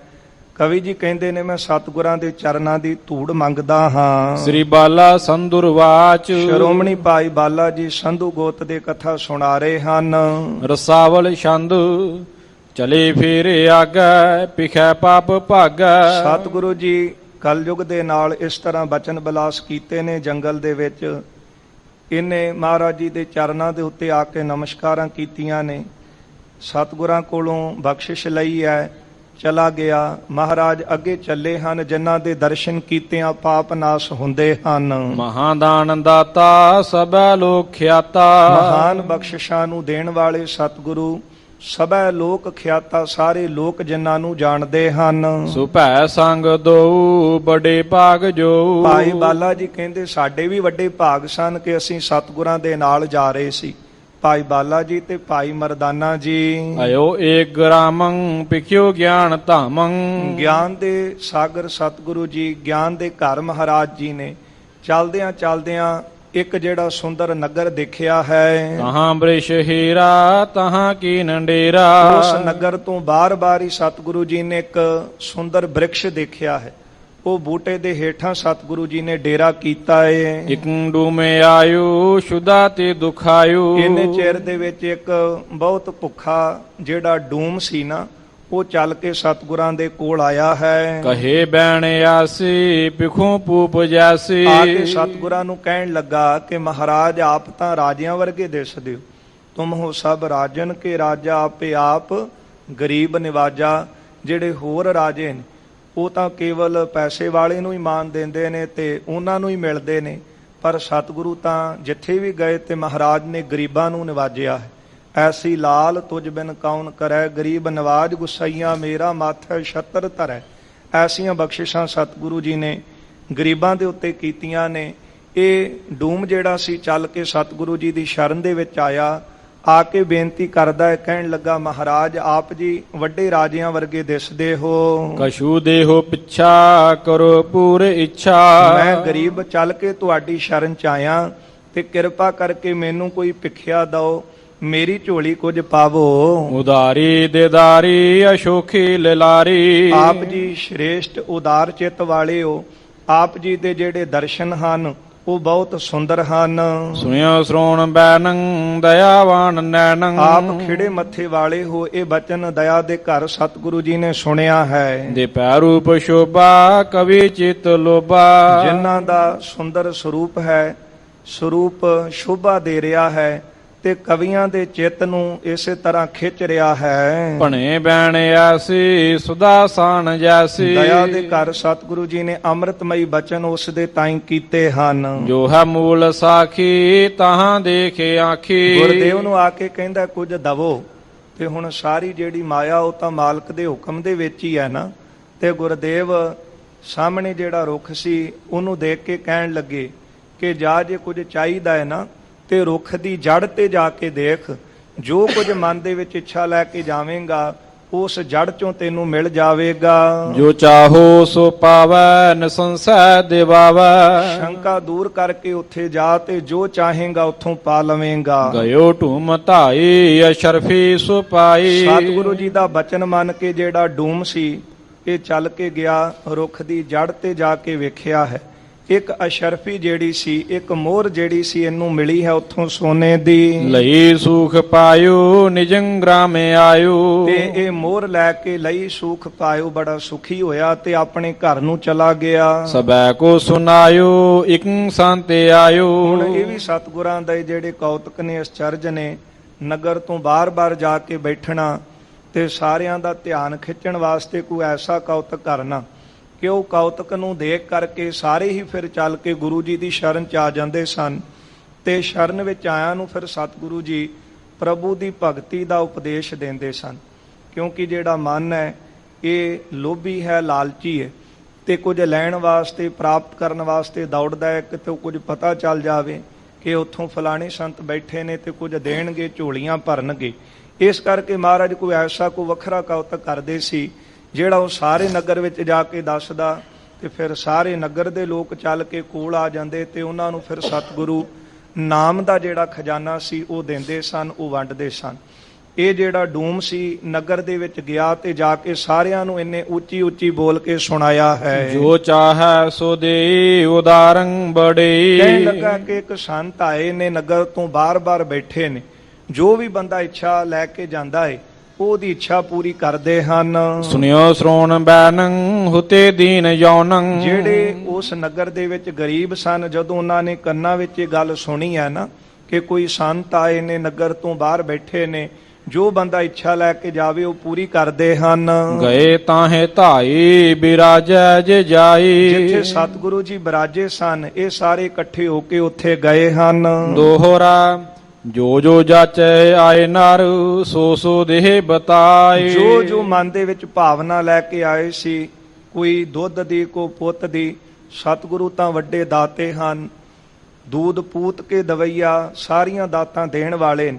ਜੋ ਵੀ ਮਨ ਵਿੱਚ ਇੱਛਾ ਲੈ ਕੇ ਮਾਲਕ ਦੇ ਕੋਲ ਆਇਆ, ਚਾਰ ਪਦਾਰਥ ਜੇ ਕੋ ਮੰਗੈ, ਚਾਰੇ ਪਦਾਰਥ ਮੰਗਣ ਵਾਸਤੇ ਆਇਆ ਤੇ ਉਹ ਵੀ ਸਤਿਗੁਰਾਂ ਨੇ ਝੋਲੀ ਦੇ ਵਿੱਚ ਪਾਏ। ਗੁਰਦੇਵ ਇਸ਼ਾਰਾ ਹੀ ਕਰਦੇ ਰਹੇ, ਕਦੇ ਕਿਹਾ ਕਿਸੇ ਨੂੰ ਕਿ ਫਲਾਣੇ ਰੁੱਖ ਦੇ ਥੱਲੋਂ ਲੈ ਲਾ, ਕਦੇ ਕਿਸੇ ਨੂੰ ਕਿਹਾ ਕਿ ਫਲਾਣੀ ਜਗ੍ਹਾ ਵਸਤੂ ਪਈ ਆ ਉੱਥੋਂ ਲੈ ਜਾ। ਕਿਸ ਥਾਨ ਕੇ ਤਰਤਰੀ ਜਾਏ ਤਹਾਂ ਤੇ ਪਾਏ। ਕਿਸੇ ਨੂੰ ਕਿਸੇ ਥਾਂ ਤੇ ਦੱਸਿਆ, ਕਿਸੇ ਨੂੰ ਕਿਸੇ ਥਾਂ ਤੇ, ਜਿੱਥੇ ਜਿੱਥੇ ਗੁਰਦੇਵ ਨੇ ਇਸ਼ਾਰਾ ਕੀਤਾ ਸੀ ਉਥੋਂ ਉਥੋਂ ਉਹਨਾਂ ਦੀਆਂ ਝੋਲੀਆਂ ਭਰਦੀਆਂ ਗਈਆਂ। ਰਸਾਵਲ ਛੰਦ ਜਸੰ ਦੇਸ ਫੈਲਾ ਅਮੰਕੰ ਕਟਾਲਾ। ਸਤਿਗੁਰਾਂ ਦਾ ਜਸ ਪੂਰੇ ਜਿਹੜੇ ਨਗਰ ਦੇ ਵਿੱਚ ਫੈਲ ਗਿਆ ਕਿ ਇਹ ਸੰਤ ਆਏ ਹਨ ਜਿਨ੍ਹਾਂ ਦੇ ਦਰਸ਼ਨ ਪਾਪਾਂ ਨੂੰ ਕੱਟਣ ਵਾਲੇ ਹਨ। ਮਹਾ ਸੰਤ ਰੂਰਾ ਹੁਆ ਬੈਣ ਪੂਰਾ। ਬੜੇ ਸੁੰਦਰ ਸਰੂਪ ਵਾਲੇ ਸੰਤ ਨੇ, ਉਹਨਾਂ ਦੇ ਤਾਂ ਬਚਨ ਪੂਰੇ ਹੋ ਜਾਂਦੇ ਨੇ, ਜੋ ਕਹਿੰਦੇ ਹਨ ਮੁਖੋਂ ਪੂਰਾ ਹੁੰਦਾ ਹੈ ਬਚਨ।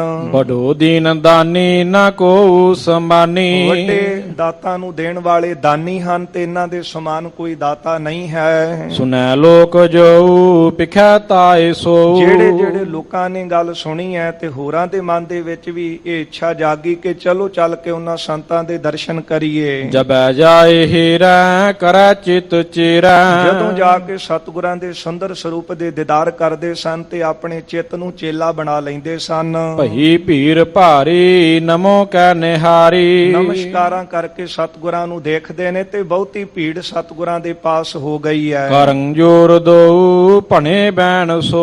ਹੱਥ ਜੋੜ ਜੋੜ ਕੇ ਸਤਿਗੁਰਾਂ ਨੂੰ ਬੇਨਤੀਆਂ ਕਰਦੇ ਹਨ। ਨਿਜੰ ਜੋ ਪਦੇਸਾ ਕਰੋ ਸਾਤ ਬੇਸਾ। ਸਤਿਗੁਰੂ ਧੰਨ ਗੁਰੂ ਨਾਨਕ ਦੇਵ ਮਹਾਰਾਜ ਜੀ ਨੂੰ ਹੱਥ ਜੋੜ ਕੇ ਕਹਿੰਦੇ ਸਨ, ਸੰਤ ਜੀ ਆਪ ਜੀ ਦੇ ਦਰਸ਼ਨ ਚਿੱਤ ਨੂੰ ਸ਼ਾਂਤੀ ਦੇਣ ਵਾਲੇ ਨੇ। ਹੁਣ ਆਪ ਪੂਰਨ ਸੰਤ ਹੋ, ਕਿਰਪਾ ਕਰਕੇ ਆਪਣਾ ਉਪਦੇਸ਼ ਦੇਵੋ।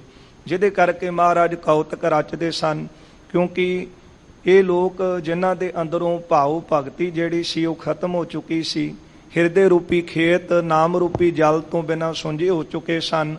ਜਿਹੜੇ ਹਿਰਦੇ ਰੂਪੀ ਖੇਤ ਸਨ ਇਹ ਤਾਂ ਐਸੀ ਬੰਜਰ ਜ਼ਮੀਨਾਂ ਬਣ ਚੁੱਕੀਆਂ ਸਨ ਕਿ ਜਿਨ੍ਹਾਂ ਦੇ ਵਿੱਚ ਭਾਵੇਂ ਕੋਈ ਕਿਸੇ ਤਰ੍ਹਾਂ ਦਾ ਵੀ ਬੀਜ ਪਾਈ ਜਾਵੇ ਉਹ ਫਲੀਭੂਤ ਨਹੀਂ ਸੀ ਹੁੰਦਾ। ਪਰ ਸਤਿਗੁਰੂ ਜੀ ਨੇ ਉਹ ਸੁੱਕੇ ਹਿਰਦੇ ਜਿਹੜੇ ਸਨ, ਮਹਾਰਾਜ ਨੇ ਕਿਰਪਾ ਕੀਤੀ, ਨਾਮ ਰੂਪੀ ਜਲ ਉੱਥੇ ਟਿਕਾ ਕੇ ਤੇ ਉਹ ਜਿਹੜੇ ਹਿਰਦੇ ਰੂਪੀ ਖੇਤ ਸਨ ਹਰਿਆਵਲਤਾ ਦੇ ਸਹਿਤ ਕਰ ਦਿੱਤੇ। ਸੂਕੇ ਕੀਏ ਜਿਹੜੇ ਸੀ ਖਿੰਨ ਦੇ ਵਿੱਚ ਸਤਿਗੁਰਾਂ ਨੇ ਹਰੇ ਕੀਤੇ ਹਨ। ਜਦੋਂ ਸਤਿਗੁਰਾਂ ਦਾ ਜਸ ਇਹਨਾਂ ਨੇ ਸੁਣਿਆ ਹੈ ਤੇ ਪਹਿਲਾਂ ਜਿਹੜੇ ਗਰੀਬ ਸਨ ਉਹ ਚੱਲ ਕੇ ਮਹਾਰਾਜ ਜੀ ਦੀ ਸ਼ਰਨ ਦੇ ਵਿੱਚ ਆਏ। ਹੁਣ ਜਿਹੜੇ ਜਿਨ੍ਹਾਂ ਦੇ ਹਿਰਦੇ ਨਾਮ ਜਲ ਤੋਂ ਸੁੱਕੇ ਪਏ ਸਨ, ਜਿਹੜੇ ਉਡੀਕਦੇ ਸਨ ਕਿ ਕੋਈ ਪੂਰਨ ਸੰਤ ਆਵੇ ਤੇ ਕੋਈ ਐਸੀ ਬਖਸ਼ਿਸ਼ ਕਰੇ ਜਿਹਦੇ ਨਾਲ ਅਸੀਂ ਵੀ ਨਾਮ ਜਪਣ ਲੱਗ ਪਈਏ, ਸੋ ਉਹ ਵੀ ਚੱਲ ਕੇ ਆਏ ਹਨ ਤੇ ਦਰਸ਼ਨ ਕਰਕੇ ਕਹਿਣ ਲੱਗੇ ਕਿ ਤੁਹਾਡੇ ਦਰਸ਼ਨ ਕੀਤਿਆਂ ਹੀ ਚਿੱਤ ਨੂੰ ਸ਼ਾਂਤੀ ਮਿਲਦੀ ਹੈ। ਆਪ ਕਿਰਪਾ ਕਰੋ ਤੇ ਆਪਣਾ ਉਪਦੇਸ਼ ਸਾਡੇ ਤਾਈਂ ਦੇਵੋ। ਦੋਹਰਾ ਹਿਰਤ ਹੀ ਉਰ ਬਿਮਲ ਹੋਏ। ਆਪ ਜੀ ਦੇ ਦਰਸ਼ਨ ਕੀਤਿਆਂ ਹਿਰਦਾ ਉਜਲ ਹੁੰਦਾ ਹੈ। ਗੁਰ ਦਰਸ਼ਨ ਪ੍ਰਤਾਪ।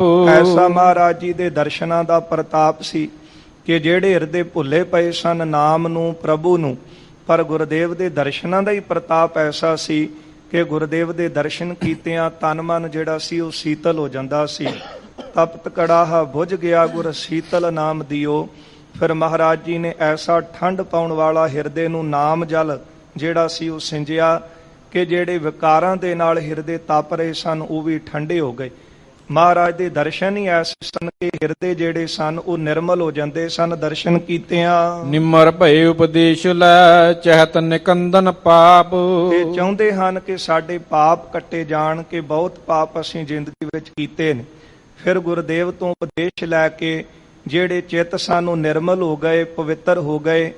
ਕਿਉਂਕਿ ਗੁਰਦੇਵ ਨੇ ਉਪਦੇਸ਼ ਹੀ ਸਾਰਿਆਂ ਨੂੰ ਇਹ ਦਿੱਤਾ ਸੀ ਕਿ ਜੇ ਪਾਪ ਕੱਟਣੇ ਚਾਹੁੰਦੇ ਹੋ, ਜੇ ਪਾਪਾਂ ਤੋਂ ਤੰਗ ਹੋ, ਜੇ ਹਿਰਦੇ ਜਿਹੜੇ ਵਿਕਾਰਾਂ ਨਾਲ ਸੜ ਰਹੇ ਨੇ, ਫਿਰ ਇੱਕੋ ਇੱਕ ਉਪਾਅ ਹੈ ਕਿ ਪ੍ਰਭੂ ਦਾ ਨਾਮ ਜਪੋ ਨਾਮ ਜਪਣ ਦੇ ਨਾਲ ਸਾਰੇ ਪਾਪ ਧੋਤੇ ਜਾਣਗੇ।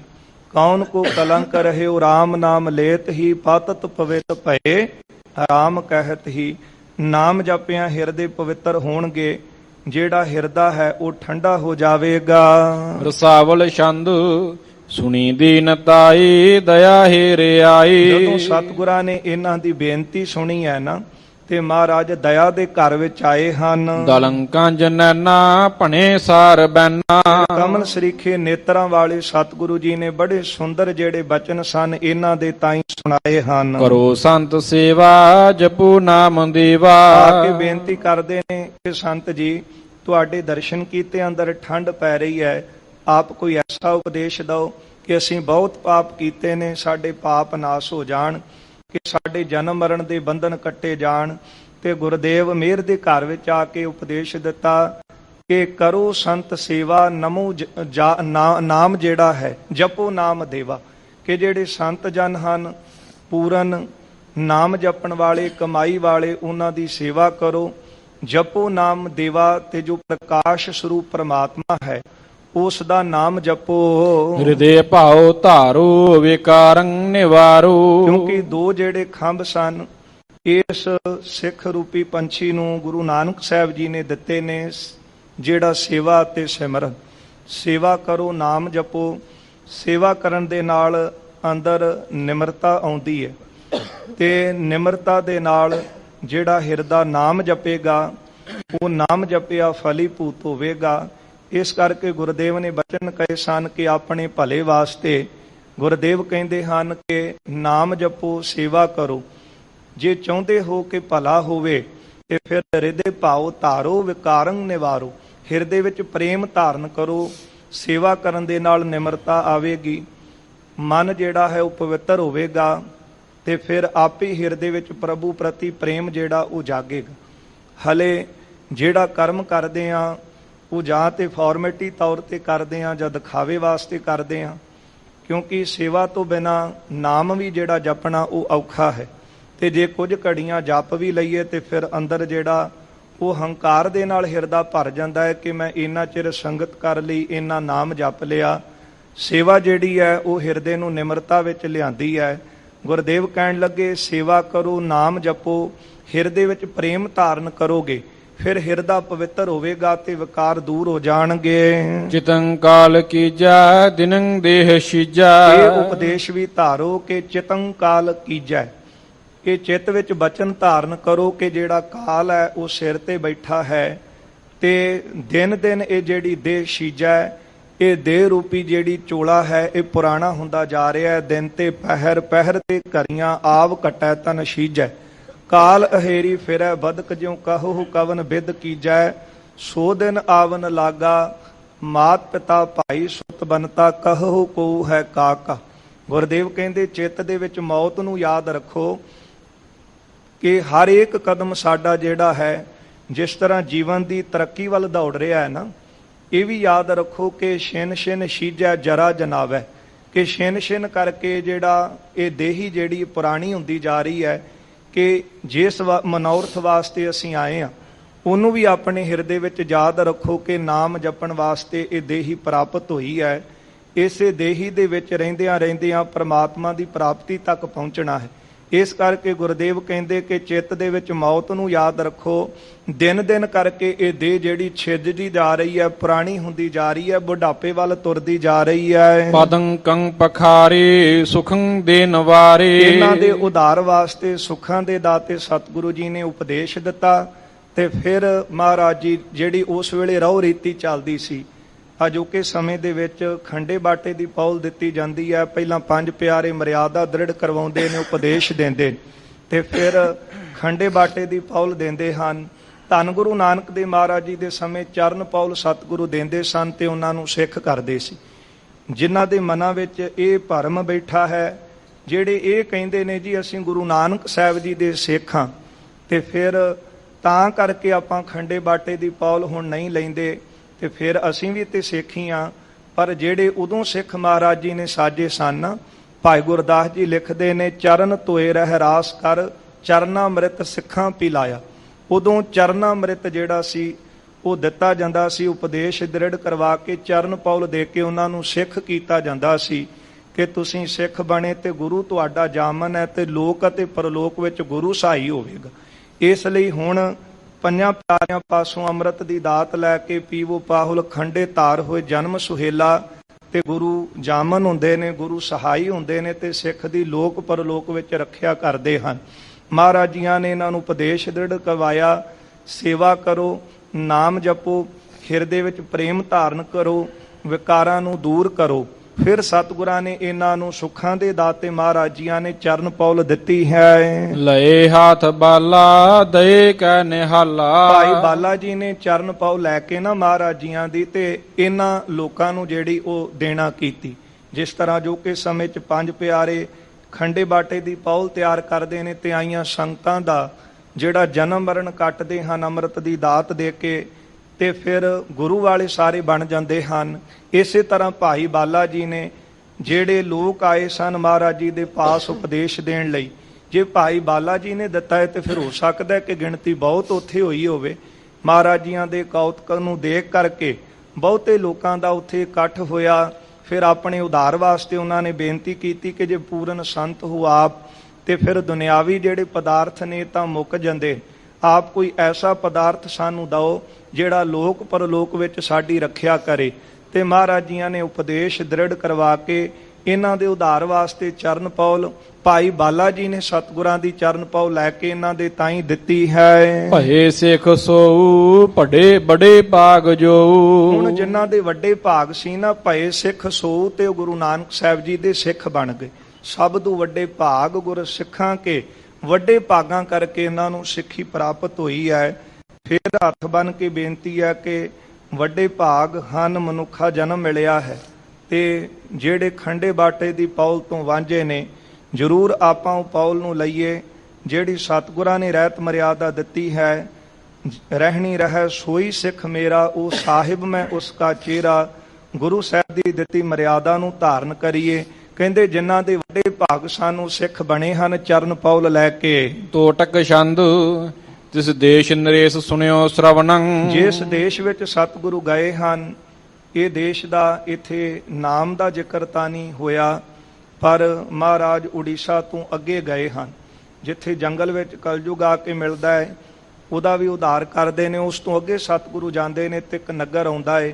ਜਦੋਂ ਇਹਨਾਂ ਲੋਕਾਂ ਨੇ ਚਰਨ ਪੌਲ ਲਈ ਹੈ ਤੇ ਫਿਰ ਉਥੋਂ ਦਾ ਜਿਹੜਾ ਰਾਜਾ ਸੀ ਉਹਨੇ ਵੀ ਕੰਨਾਂ ਵਿੱਚ ਸੁਣਿਆ ਹੈ, ਸਤ ਸੰਤ ਸਰੂਪ ਆਇਓ ਰਵਣੰ। ਇਹ ਰਾਜਾ ਸੁਣਦਾ ਹੈ ਕਿ ਸੁੰਦਰ ਸਰੂਪ ਵਾਲੇ ਸੰਤ ਜਨ ਇੱਥੇ ਆਏ ਹਨ, ਗਤ ਦਾ ਬਲਵਾਨ ਵਿਸ਼ਾਲ ਕਲਾ, ਜੋ ਮੁਕਤੀ ਦੇਣ ਵਾਲੇ ਹਨ ਤੇ ਵਿਸ਼ਾਲ ਕਲਾਵਾਨ ਹਨ। ਅਵਲੋਕਤ ਲੋਚਨ ਹੋਤ ਭਲਾ, ਜਿਨ੍ਹਾਂ ਦੇ ਨੇਤਰਾਂ ਨਾਲ ਦਰਸ਼ਨ ਕੀਤਿਆਂ ਜੀਵ ਦਾ ਭਲਾ ਹੁੰਦਾ ਹੈ। ਪਟ ਭੇਟਣ ਕੋ ਪਟ ਭੇਟ ਲਈ।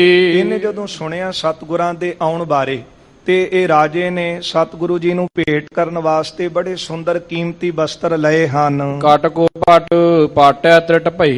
ਇਹਦੇ ਵੀ ਰਾਜੇ ਦੇ ਭਾਗ ਜਾਗੇ ਨੇ ਤੇ ਅੰਦਰ ਇੱਛਾ ਪ੍ਰਗਟ ਹੋਈ ਹੈ ਕਿ ਮੈਂ ਚੱਲ ਕੇ ਪੂਰਨ ਸੰਤਾਂ ਦੇ ਦਰਸ਼ਨ ਕਰਾਂ ਤੇ ਮੇਰੇ ਹਿਰਦੇ ਦਾ ਜਿਹੜਾ ਪਰਦਾ ਹੈ ਨਾ ਇਹ ਦੂਰ ਹੋ ਜਾਵੇ। ਜਿਹੜੇ ਪਰਦੇ ਦਾ ਜ਼ਿਕਰ ਬਾਣੀ ਅੰਦਰ ਪੜ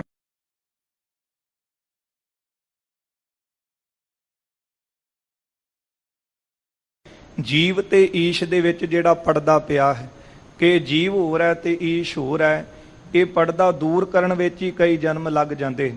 ਪਰ ਜੇ ਮਾਲਕ ਦੀ ਕਿਰਪਾ ਹੋ ਜਾਵੇ ਤੇ ਪਰਦਾ ਦੂਰ ਹੋ ਜਾਵੇ ਤੇ ਫਿਰ ਸਤਿਗੁਰਾਂ ਦੇ ਬਚਨ ਬਾਣੀ ਅੰਦਰ ਪੜ੍ਹਦੇ ਹਾਂ, ਖੋਲ ਕਪਟ ਗੁਰ ਮੇਲੀਆ ਨਾਨਕ ਹਰ ਸੰਗ ਮੀ। ਤੇ ਪਰਦਾ ਜਦ ਖੁੱਲ ਜਾਵੇ ਤੇ ਫਿਰ ਗੁਰੂ ਦੇ ਗੁਰ ਘਰ ਹੀ ਮਾਹੇ ਦਿਖਾਇਆ ਥਾ, ਉਹ ਪ੍ਰਭੂ ਹਿਰਦੇ ਘਰ ਵਿੱਚ ਹੀ ਦੀਦਾਰ ਹੋ ਜਾਣ ਤੇ ਜੀਵ ਦਾ ਜਨਮ ਮਰਨ ਕੱਟਿਆ ਜਾਵੇ। ਇਹ ਇੱਛਾ ਲੈ ਕੇ ਆਇਆ ਰਾਜਾ ਕਿ ਪੂਰਨ ਸੰਤਾਂ ਨੂੰ ਬਸਤਰ ਭੇਟ ਕਰਾਂ ਤੇ ਮੇਰੇ ਅੰਦਰ ਦਾ ਜਿਹੜਾ ਪਰਦਾ ਹੈ ਉਹ ਦੂਰ ਹੋ ਜਾਵੇ। ਪਟ ਭੀਰ ਲਈ ਚਲ ਆਏ ਤਾਂ, ਸੂਰਮੇ ਵੀ ਇਸ ਦੇ ਨਾਲ ਚੱਲੇ ਹਨ ਸਤਿਗੁਰਾਂ ਦੇ ਦਰਸ਼ਨ ਕਰਨ ਵਾਸਤੇ। ਅਰਬਿੰਦ ਬਿਲੋਚਨ ਬੈਸ ਜਹਾਂ, ਕਮਲ ਸਰੀਖੇ ਨੇਤਰਾਂ ਵਾਲੇ ਸਤਿਗੁਰੂ ਜਿੱਥੇ ਬਿਰਾਜਮਾਨ ਸਨ। ਕਰ ਬੰਦ ਕਰੀ ਪਦ ਬੰਧਨ ਤਾ, ਇਹ ਰਾਜਾ ਆਪਣੇ ਸਿਪਾਹੀਆਂ ਸਮੇਤ ਚੱਲ ਕੇ ਆਇਆ ਤੇ ਆ ਕੇ ਸਤਿਗੁਰਾਂ ਦੇ ਚਰਨਾਂ ਤੇ ਨਮਸਕਾਰ ਕੀਤੀ ਹੈ। ਚਖ ਸੋ ਮੁਖ ਦੇਖ ਆਨੰਦ ਵਤਾ, ਮਹਾਰਾਜ ਦੇ ਨੇਤਰਾਂ ਨਾਲ ਦੀਦਾਰ ਕੀਤੇ ਨਾ ਤੇ ਦਰਸ਼ਨ ਕਰਦਿਆਂ ਹਿਰਦੇ ਘਰ ਨੂੰ ਬੜਾ ਆਨੰਦ ਮਿਲਿਆ। ਐਸੀ ਮਹਾਰਾਜ ਦੇ ਦਰਸ਼ਨਾਂ ਵਿੱਚ ਹੀ ਬਖਸ਼ਿਸ਼ਾਂ ਸਨ ਕਿ ਦਰਸ਼ਨ ਪਰਸਿਆ ਗੁਰੂ ਕੈ ਜਨਮ ਮਰਨ ਦੁੱਖ ਜਾਏ। ਇਹਨੇ ਰਾਜੇ ਨੇ ਆ ਕੇ ਜਦੋਂ ਦਰਸ਼ਨ ਕੀਤੇ ਨੇ ਤੇ ਹਿਰਦੇ ਨੂੰ ਬੜਾ ਆਨੰਦ ਮਿਲਿਆ। ਜਦੋਂ ਸਿੱਖ ਦੂਰੋਂ ਚੱਲ ਕੇ ਆਵੇ ਦਰਸ਼ਨਾਂ ਦੀ ਇੱਛਾ ਲੈ ਕੇ, ਤੇ ਜਦੋਂ ਆਪਾਂ ਗੁਰੂ ਦੇ ਦੀਦਾਰ ਕਰਦੇ ਹਾਂ ਤੇ ਹਿਰਦਾ ਜਿਹੜਾ ਆਨੰਦ ਨਾਲ ਭਰ ਜਾਂਦਾ ਹੈ ਕਿ ਮੈਨੂੰ ਗੁਰੂ ਦੇ ਦੀਦਾਰ ਹੋ ਗਏ, ਮਨ ਨੂੰ ਹੌਸਲਾ ਧੀਰਜ ਮਿਲ ਜਾਂਦਾ ਹੈ। ਇਉਂ ਰਾਜਾ ਜਿਹੜਾ ਸੀ ਚੱਲ ਕੇ ਆਇਆ, ਸਤਿਗੁਰਾਂ ਦੇ ਦਰਸ਼ਨ ਕੀਤੇ ਤੇ ਹਿਰਦਾ ਆਨੰਦ ਨਾਲ ਭਰ ਗਿਆ। ਪਨ ਆਨਨ ਬੇਨਤ ਦੀਨ ਮਨੰ, ਆਪਣੇ ਮੁਖ ਦੇ ਵਿੱਚੋਂ ਦੀਨ ਹੋ ਕੇ ਬੇਨਤੀ ਕਰਨ ਲੱਗਾ। ਉਪਕਾਰ ਕੀਤ ਧਰਿਓ ਸੋ ਤਨੰ, ਕਹਿਣ ਲੱਗਾ ਸਤਿਗੁਰੂ ਆਪ ਜੀ ਨੇ ਜੀਵਾਂ ਦੇ ਉਧਾਰ ਵਾਸਤੇ, ਉਪਕਾਰ ਵਾਸਤੇ ਤਨ ਧਾਰਿਆ ਹੈ। ਉਪਦੇਸ਼ ਦਿਜੈ ਨਿਜ ਸਿੱਖ ਕਰੋ, ਮੈਨੂੰ ਪਤਾ ਹੈ ਕਿ ਆਪ ਜੀ ਇਹਨਾਂ ਦਾ ਉਧਾਰ ਕਰ ਰਹੇ ਹੋ। ਉਪਦੇਸ਼ ਦਿਜੈ ਨਿਜ ਸਿੱਖ ਕਰੋ। ਪਹਿਲਾਂ ਸਤਿਗੁਰੂ ਉਪਦੇਸ਼ ਦਿੰਦੇ, ਪਹਿਲਾਂ ਨਿਮਾਣਾ ਜਾਣ ਕੇ ਉਹਦਾ ਮਹਾਰਾਜ ਉਧਾਰ ਕਰਨ ਵਾਸਤੇ ਉਹਨੂੰ ਉਪਦੇਸ਼ ਦਿੰਦੇ, ਫਿਰ ਚਰਨ ਪੌਲ ਦੇ ਕੇ ਉਹਨੂੰ ਸਿੱਖ ਕਰ ਲੈਂਦੇ। ਕਹਿਣ ਲੱਗਾ ਮਹਾਰਾਜ ਆਪਣਾ ਉਪਦੇਸ਼ ਦਿਓ ਤੇ ਮੈਨੂੰ ਵੀ ਸਿੱਖ ਕਰ ਲਓ। ਪਵ ਬੰਦ ਅਮੰਕਨ ਮੈਲ ਹਰੋ, ਆਪ ਜੀ ਕਿਰਪਾ ਕਰੋ ਸੰਸਾਰ ਦੇ ਬੰਧਨ ਪਾਪਾਂ ਦੀ ਮੈਲ ਕੱਟ ਦਓ। ਸੁਨ ਕੀਰਤ ਕੋ ਸ਼ਰਧਾ ਧਰ ਕੈ, ਸਤਿਗੁਰੂ ਜੀ ਆਪ ਜੀ ਦੀ ਕੀਰਤੀ ਮੈਂ ਸਾਰਿਆਂ ਪਾਸੋਂ ਸੁਣੀ ਹੈ। ਇੱਕ ਡੂਮ ਨੂੰ ਮਹਾਰਾਜ ਨੇ ਅਸ਼ਰਫੀ ਦਿੱਤੀ, ਉਹਨੇ ਜਾ ਕੇ ਸਾਰੇ ਨਗਰ ਨੂੰ ਦੱਸਿਆ। ਗਰੀਬ ਚੱਲ ਕੇ ਮਹਾਰਾਜ ਦੇ ਚਰਨਾਂ 'ਚ ਆਏ, ਜਦੋਂ ਉਹਨਾਂ ਦੀਆਂ ਝੋਲੀਆਂ ਭਰੀਆਂ ਤੇ ਸਾਰੇ ਨਗਰ ਵਿੱਚ ਹੀ ਉਹਨਾਂ ਜਸ ਕੀਤਾ। ਸਾਰੇ ਚੱਲ ਕੇ ਮਹਾਰਾਜ ਦੀ ਸ਼ਰਨ 'ਚ ਆ ਗਏ, ਆ ਕੇ ਚਰਨ ਪਾਉ ਲਈ ਤੇ ਉਪਦੇਸ਼ ਦੇ ਧਾਰਨੀ ਹੋਏ। ਹੁਣ ਰਾਜੇ ਨੇ ਦੇਖਿਆ ਕਿ ਸਾਰਾ ਨਗਰ ਗਿਆ ਹੈ, ਇਹ ਤਾਂ ਕਮਾਈ ਵਾਲੇ ਸੰਤ ਨੇ। ਮਹਾਰਾਜ ਨੂੰ ਆ ਕੇ ਬੇਨਤੀ ਕਰਦਾ, ਕਿਰਪਾ ਕਰੋ ਸੁਨ ਕੀਰਤ ਕੋ ਸ਼ਰਧਾ ਧਰ ਕੈ। ਜਦੋਂ ਮੈਂ ਤੁਹਾਡੀ ਕੀਰਤੀ, ਤੁਹਾਡਾ ਜਸ ਨਗਰ ਦੇ ਲੋਕਾਂ ਤੋਂ ਸੁਣਿਆ ਹੈ ਨਾ, ਹੁਣ ਮੈਂ ਸ਼ਰਧਾ ਧਾਰ ਕੇ ਤੁਹਾਡੇ ਚਰਨਾਂ 'ਚ ਆਇਆ ਹਾਂ। ਭਗਿਆਨ ਗਹੇ ਜਮ ਤੇ ਡਰ ਕੈ, ਸਤਿਗੁਰੂ ਮੈਨੂੰ ਵੀ ਜਮਾਂ ਤੋਂ ਡਰ ਲੱਗਦਾ ਏ, ਤੇ ਕਿਰਪਾ ਕਰੋ ਮੈਂ ਆਪ ਜੀ ਦੀ ਸ਼ਰਨ ਦੇ ਵਿੱਚ ਆ ਗਿਆ। ਹੁਣ ਰਹਿਮਤ ਕਰੋ, ਮੈਨੂੰ ਵੀ ਆਪਣਾ ਸਿੱਖ ਕਰ ਲਓ ਉਪਦੇਸ਼ ਦੇ ਕੇ, ਜਿਹਦੇ ਨਾਲ ਮੇਰੇ ਜਨਮ ਮਰਨ ਦੇ ਬੰਧਨ ਕੱਟੇ ਜਾਣ, ਇਹ ਜਮਾਂ ਦੀ ਮਾਰ ਤੋਂ ਮੈਂ ਬਚ ਜਾਵਾਂ। ਆਪ ਕਿਰਪਾ ਕਰਕੇ ਮੇਰਾ ਉਧਾਰ ਕਰੋ। ਭੂਲੇ ਮਾਰਗ ਜਿਨਹਿ ਬਤਾਇਆ, ਐਸਾ ਗੁਰ ਵੱਡ ਭਾਗੀ ਪਾਇਆ। ਵੱਡਿਆਂ ਭਾਗਾਂ ਦੇ ਨਾਲ ਪੂਰੇ ਸਤਿਗੁਰੂ ਧੰਨ ਗੁਰੂ ਨਾਨਕ ਦੇਵ ਮਹਾਰਾਜ ਜੀ ਦੀ ਸ਼ਰਨ ਦੇ ਵਿੱਚ ਆਉਣ ਦਾ ਸੁਭਾਗ ਪ੍ਰਾਪਤ ਹੋਇਆ ਹੈ। ਵੱਡ ਭਾਗੇ ਹਾਂ ਕਿ ਐਸੇ ਮਹਾਨ ਸਤਿਗੁਰਾਂ ਦੀ ਸ਼ਰਨ ਦੇ ਵਿੱਚ ਆਉਣ ਦਾ ਸਾਨੂੰ ਵੀ ਸੁਭਾਗ ਪ੍ਰਾਪਤ ਹੋਇਆ। ਸਿੱਖੀ ਦੀ ਦਾਤ ਸਤਿਗੁਰਾਂ ਨੇ ਬਖਸ਼ੀ ਹੈ। ਵੱਡ ਭਾਗੇ ਹਨ ਉਹ ਜਿਨ੍ਹਾਂ ਨੇ ਖੰਡੇ ਬਾਟੇ ਦੀ ਪੌਲ ਪ੍ਰਾਪਤ ਕੀਤੀ ਹੈ, ਜਿਹੜੇ ਹਲੇ ਤੱਕ ਇਹ ਦਾਤ ਤੋਂ ਵਾਂਝੇ ਹਨ। ਭਾਈ ਵੀਰ ਸਿੰਘ ਬੜਾ ਸੁੰਦਰ ਲਿਖਦੇ ਹਨ, ਅੰਮ੍ਰਿਤ ਛੰਨਾ ਡੁੱਲ ਡੁੱਲ ਕਰਦਾ, ਉਹਨਾਂ ਮੇਰੇ ਹੱਥ ਫੜਾਇਆ। ਆਖਣ ਲੱਗੇ ਸਾਰਾ ਪੀ ਲੈ ਮੈਂ ਤੇਰੇ ਲਈ ਬਣਾਇਆ। ਮੈਂ ਝਿਜਕੀ ਮਤ ਕੌੜਾ ਹੋਵੇ, ਵਹਿਮਾਂ ਨੇ ਮਤ ਮਾਰੀ। ਸੋਚਾਂ ਕਰਦਿਆਂ ਡੁੱਲ ਗਿਆ ਸਾਰਾ, ਬੁੱਲਾਂ ਤੀਕ ਨਾਇਆ। ਕਿਤੇ ਇਹ ਨਾ ਹੋਵੇ ਕਿ ਵਿਚਾਰਾਂ ਕਰਦਿਆਂ ਇਹ ਸਮਾਂ ਲੰਘ ਜਾਵੇ, ਫਿਰ ਪੌੜੀ ਛੁੜਕੀ ਹੱਥ ਨਾ ਆਵੇ ਕਿ ਲੰਘਿਆ ਹੋਇਆ ਵੇਲਾ ਕਿੱਥੇ ਹੱਥ ਆਉਂਦਾ ਹੈ। ਸੋ ਆਪਣੇ ਬੁੱਕਾਂ ਨੂੰ ਪਿਆਲੇ ਬਣਾ ਕੇ ਇਹ ਖੰਡੇ ਬਾਟੇ ਦੀ ਪੌਲ ਪ੍ਰਾਪਤ ਕਰੀਏ। ਜਿਹੜੀ ਰਹਿਤ ਸਤਿਗੁਰਾਂ ਨੇ ਦੱਸੀ ਹੈ ਪੰਜਾਂ ਪਿਆਰਿਆਂ ਦੁਆਰਾ, ਉਹ ਰਹਿਤ ਦੇ ਧਾਰਨੀ ਹੋਈਏ ਤੇ ਫਿਰ ਗੁਰੂ ਕਲਗੀਧਰ ਸਾਹਿਬ ਮਹਾਰਾਜ ਦੀ ਬਖਸ਼ਿਸ਼ਾਂ ਦੇ ਪਾਤਰ ਬਣਾਂਗੇ। ਸੋ ਹੋਈਆਂ ਭੁੱਲਾਂ ਚੁੱਕਾਂ ਦੀ ਖਿਮਾ ਕਰ ਦੇਣੀ ਜੀ। ਅਰਦਾਸ ਕਰੀਏ ਗੁਰੂ ਚਰਨਾਂ ਵਿੱਚ ਕਿ ਜੋ ਉਪਦੇਸ਼ ਸਤਿਗੁਰੂ ਸਾਡੀ ਝੋਲੀ ਪਾਉਂਦੇ ਹਨ, ਉਹ ਉਪਦੇਸ਼ ਸਤਿਗੁਰਾਂ ਦਾ ਸਾਡੇ ਹਿਰਦਿਆਂ 'ਚ ਵਸ ਜਾਵੇ। ਉਹਨਾਂ ਬਚਨਾਂ ਨੂੰ ਕਮਾ ਸਕੀਏ, ਉਹਨਾਂ ਬਚਨਾਂ ਤੇ ਪਹਿਰਾ ਦੇ ਸਕੀਏ। ਲੋਕ ਸੁਖੀ ਪਰਲੋਕ ਸੁਹੇਲੇ ਹੋ ਸਕਣ। ਰਹਿੰਦਾ ਪ੍ਰਸੰਗ ਕਾਲ ਦੇ ਦੀਵਾਨਾਂ 'ਚ ਸਰਵਣ ਕਰਾਂਗੇ, ਜਿਸ ਤਰ੍ਹਾਂ ਸਤਿਗੁਰੂ ਉਪਦੇਸ਼ ਦੇਣਗੇ। ਉਸ ਤੋਂ ਬਾਅਦ ਸਤਿਗੁਰੂ ਅੱਗੇ ਨਗਰ ਵਿੱਚ ਜਾਣਗੇ। ਆਓ ਦੋ ਪੰਕਤੀਆਂ ਇੱਥੇ ਸਰਵਣ ਕਰੀਏ। ਦੀਵਾਨਾਂ ਦੀ ਇੱਥੇ ਸਮਾਪਤੀ ਹੈ ਜੀ। ਉਪਦੇਸ਼ ਦਿਜੈ ਨਿਜ ਸਿੱਖ ਕਰੋ, ਪਵ ਬੰਦ ਅਮੰਕਨ ਮੈਲ ਹਰੋ। ਸੁਨ ਕੀਰਤ ਕੋ ਸ਼ਰਧਾ ਧਰ ਕੈ, ਭਗਿਆਨ ਗਹੇ ਜਮ ਤੇ ਡਰ ਕੈ। ਵਾਹਿਗੁਰੂ ਜੀ ਕਾ ਖਾਲਸਾ, ਵਾਹਿਗੁਰੂ ਜੀ ਕੀ ਫਤਿਹ।